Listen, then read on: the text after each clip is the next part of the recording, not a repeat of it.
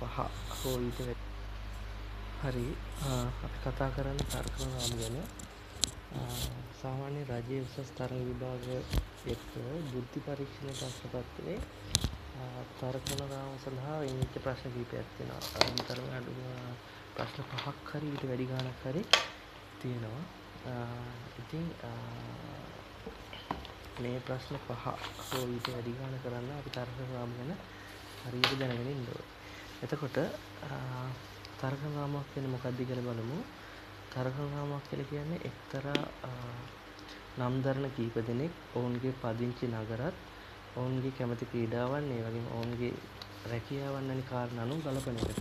ඒ කියන්නේ මේකෙදි අපිට ප්‍රශ්නයක් දෙනවා කීප දෙනෙකු සම්බන්ධ කරලා ඒ වගේම ඒ කීප දෙනා පදිංචි වෙන නගර එහෙම නැත්නම් ඔවුන් කරන්න කැමති ක්‍රීඩාවන් ඒ වගේම ඔවුන්ගේ රැකියාවන් වගේ දේවල් ගැන තමයි එක කරුණු දීලා අපින් ප්‍රශ්න අහන්නේ. අපි දැනගන්න ඕනි ඒ කරුණු කාරණා ගලපලා ඒ ප්‍රශ්න වලට උත්තර දෙන්න. එතකොට මේ තර්කන රාමු කරන්න තියෙන ලේසිම ක්‍රමය තමයි මේ දීලා තියෙන ඒවට තර්කන රාමු අනුව කියන්නේ දීලා තියෙන කරුණු කාරණා එක්ක අපි වගුවක් සකස් කරගන්නවා. එතකොට කොහොමද වගුවක් සකස් කරගන්නේ? මේ අපිට දීලා තියෙන පුජ්‍යල නාම කීපයක්. ඒ පුජ්‍යල නාම අපි මේ වගුවේ මේ පහළ අතට අපි පුජ්‍යල නාම දාගන්නවා. පුජ්‍යල නාම තමයි පහළ අතට දාගන්නේ. පුජ්‍යල නාම තමයි පහළ අතට දාගන්නේ. ඒක ලේසි අපිට. වගේම වගේ හරස් අතට දාගන්නවා. නැත්තම් මේ රෝ එක පැත්තට දාගන්න අපි රෝ එක පැත්තට දාගන්නවා අපි දීලා තියෙන අනිකුත්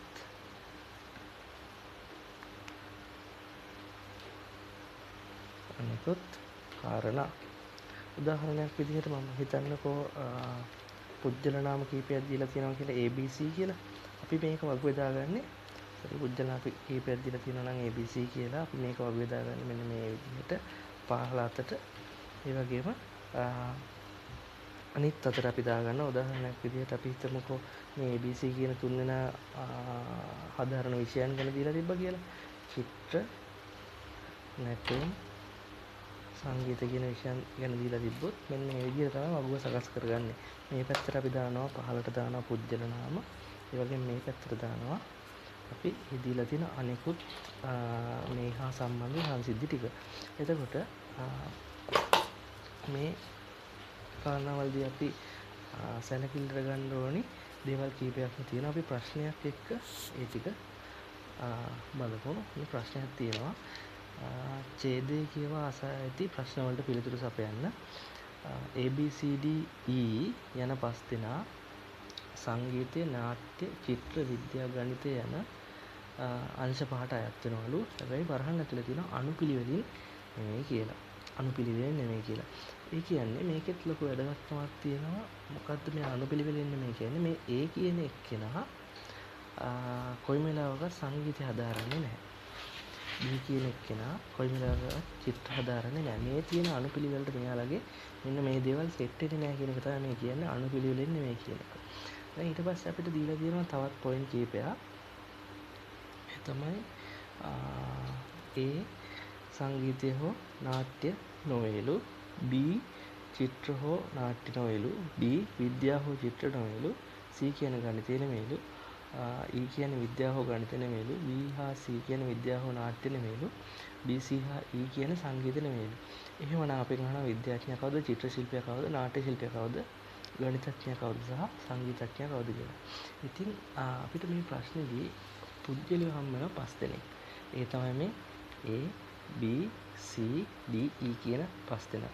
ඒ කට්ටිය ආධාරණ විෂයන් තමයි මේ දීලා තියෙන්නේ සංගීතය. නැත්නම් එයාලගේ ස්පෙෂලායිස් වෙච්ච දේවල් තමයි මේ දීලා තියෙන්නේ. එයාලා ආධාරණව සමහරු සංගීත, සමහරු නාට්‍ය, චිත්‍ර, විද්‍යා, ගණිත විදිහට මේ කට්ටිය මෙන්න මේ දේවල් හදාරනවා. එහෙනම් අපි මෙතනදී කිව්වා පුජ්‍යල නාම ටික අපි මේ වගුවක් හදාගෙන ඔබේ පහළට තමයි පුජ්‍යල නාම දාගන්නේ. ඊට පස්සේ දී ඇති අනිකුත් කාරණා අපි දාගන්නේ මතුවේ හරස් අතට. එහෙනම් අපි පුජ්‍යල නාම ටික ඉස්සෙල්ලා දාගමු වගුවේ පහළ අතට. පුජ්‍යල නාම තියෙන පහක් A B C D E විදිහට මම මේක වගුවේ පහළට මෙහෙම දාගන්නම්. ඊට පස්සේ අපි වගුව මේ විදිහට අපි එන්නට ගහගමු. වගුවේ පහළට මේ පැත්තට දාගත්තා. ඊට පස්සේ දී ඇති අනෙකුත් කාරණා තමයි වගුවේ මෙන්න මේ අතට අපි දක්වන්න ඕනේ. මොනවාද අනෙකුත් කාරණා? අනෙකුත් කාරණා තමයි මෙයාලට දීලා තියෙන මෙයාලා කරන විෂයන් සංගීත, නාට්‍ය, චිත්‍ර, විද්‍යා, ගණිත. එහෙනම් අපි ඒ ටික මෙතනට දාගමු.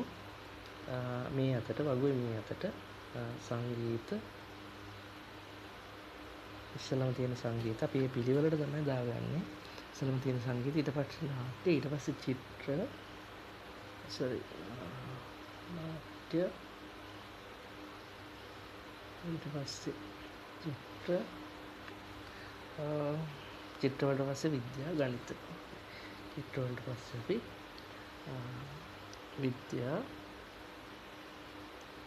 ඊට පස්සේ ගණිත. හරි.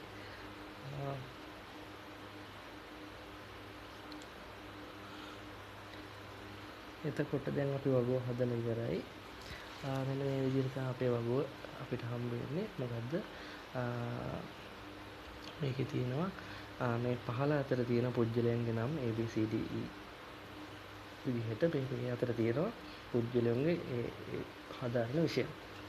එතකොට අපි මේ එක එකට අදාළ කොටු තියෙනවා. මේ කොටු තුල අපි දැන් මෙන්න දීලා තියෙන මෙන්න මේ පොයින්ට් වලින් ගන්න දේවල් ලකුණු කර ගන්නවා. පොයින්ට් ගැලපෙනවා නම් ගන්න දේවල් ලකුණු කර ගන්න. මේ පොයින්ට් වලට අදාළ දේ ගැලපෙනවා නම් අපි හරියක් දාගන්නවා මෙන්න මේ කොටු ඇතුලේ අදාළ කරට. පොයින්ට් වල තියෙන දේක් ගැලපෙන්නේ නැත්නම් අපි වැරද්දක් දාගන්නවා. හරි. එතකොට අපි පළවෙනි පොයින්ට් එක බැලුවොත් පළවෙනි පොයින්ට් එක තමයි පළවෙනි පොයින්ට් එක තමයි සංගීතය හෝ නාට්‍ය නොවේලු. අපි දැන් මේක ලකුණු කරන විදිහ බලමු. කියන්නේ සංගීත හෝ නාට්‍ය නෙවෙයිලු. ඒ කියන්නේ මේ සංගීතත් නෙවෙයිලු. ඒ කියන්නේ නාට්‍යත් නෙවෙයිලු. හරි. එහෙනම් අපිට මේක සරල කරගන්න පුළුවන් මේ විදිහට. අපි ඊළඟ එක බැලුවොත් ඊළඟ කාරණා තමයි චිත්‍ර හෝ නාට්‍ය නෙවෙයිලු. B කියන එක්කෙනා චිත්‍ර හරි නාට්‍ය හරි නෙවෙයිලු. ඊට පස්සේ තියෙනවා ඊළඟ කාරණා විද්‍යා D කියන එක්කෙනා විද්‍යාව හෝ චිත්‍ර නොවේලු. අපි දැන් D කියන එක්කෙනාට ගත්තොත් මේ ඊළඟ කාරණා D කියන එක්කෙනා විද්‍යාව හෝ චිත්‍ර නොවේලු. හරි.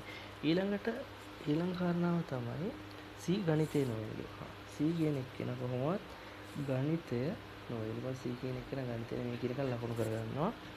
ඊට පස්සේ ඊළඟ තමයි විද්‍යාව හෝ ගණිත නොවේලු. කියන එක්කෙනා විද්‍යාව හෝ ගණිත නොවේලු.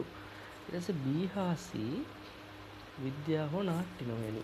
මේ B ගත්තට පස්සේ B නම් කොහොමවත් නාට්‍ය නෑ. B විද්‍යාවක් නෑ කියනවා. B හා C විද්‍යාව හෝ නාට්‍ය නොවේලු. C තියෙන නාට්‍යයක් නෑ.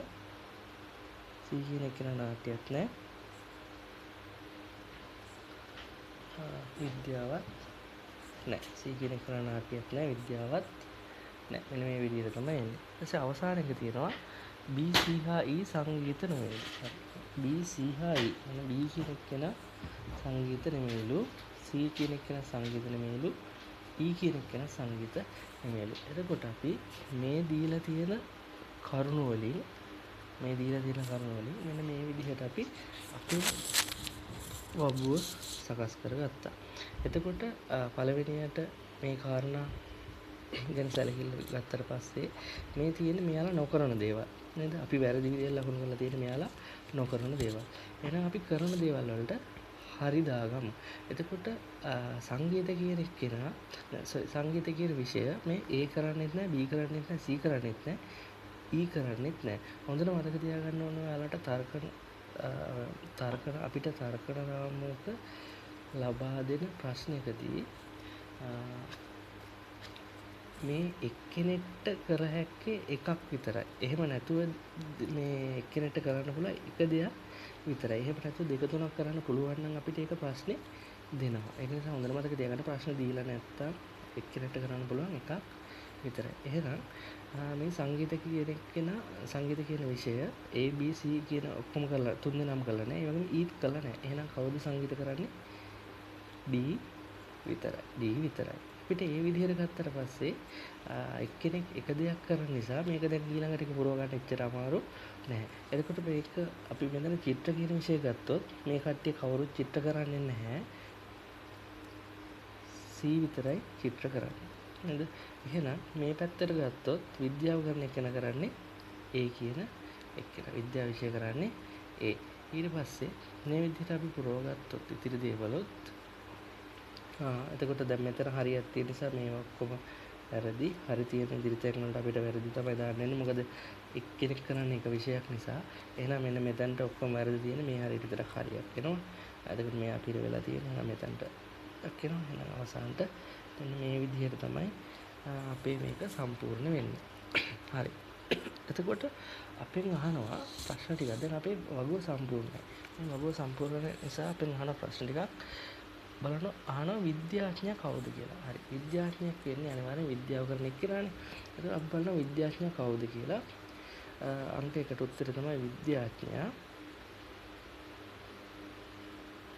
යා වෙන්නේ මේ විද්‍යාව කරන එක්කෙනා. අනිත් කවුරුත් විද්‍යාව කරන්නේ නැහැනේ. එහෙනම් විද්‍යාඥයා තමයි කවුද? ඒ.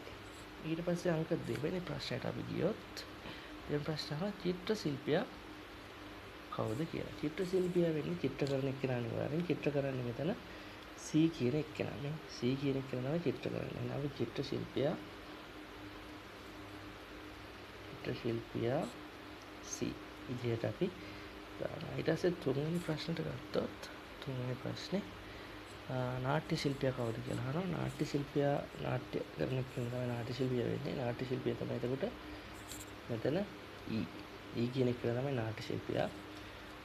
නාට්‍ය ශිල්පියා E කියන එක්කෙනා. හතරවෙනි එක්කෙනා ගත්තොත් හතරවෙනි ප්‍රශ්නේ ගණිතඥයා කවුද කියලා අහනවා. සංගීතඥයා කවුද කියලා අහනවා පස්වෙනි එකේදී. අපි ගණිතඥයා වෙන්නේ ගණන් කරන එක්කෙනා. මේ ඉන්නේ ගණන් කරන එක්කෙනා B කියන්නේ. ඊට පස්සේ ඊළඟ ප්‍රශ්නේ තිබුණේ සංගීතඥයා කවුද කියලා. සංගීතඥයා තමයි සංගීත කරන එක්කෙනා. ඒ එකම එක්කෙනා සංගීත කරන්නේ ඒ තමයි D කියන්නේ. හරි. මේ විදිහට තමයි අපි තර්කන රාම කියන ඒවට වගු සකස් කරගන්නේ. ඉස්සෙල්ලම ඔයාලා මතක තියාගන්න ඕන පුජ්‍යල නාම මෙහෙම පල්ලෙහාට දාගන්නවා. දී ඇති ඉතිරි කරුණු කාරණා මේ පැත්තට දාගන්නවා. මෙතන මම මේ පුජ්‍යල නාම ටික තමයි මේ ABCD කියලා දාගෙන තියෙන්නේ. දී ඇති ඉතිරි කාරණා තමයි මෙන්න මේ විදිහට දාගෙන තියෙන්නේ. ඊට පස්සේ අපිට දීලා තියෙන මෙන්න මේ ඉන්ස්ට්‍රක්ෂන් භාවිතා කරලා මේ වගේ ඉන්ස්ට්‍රක්ෂන් භාවිතා කරලා පුළුවන් ඒකට අදාළ වගුවේ ඉතිරි දේවල් ටික හදාගන්න.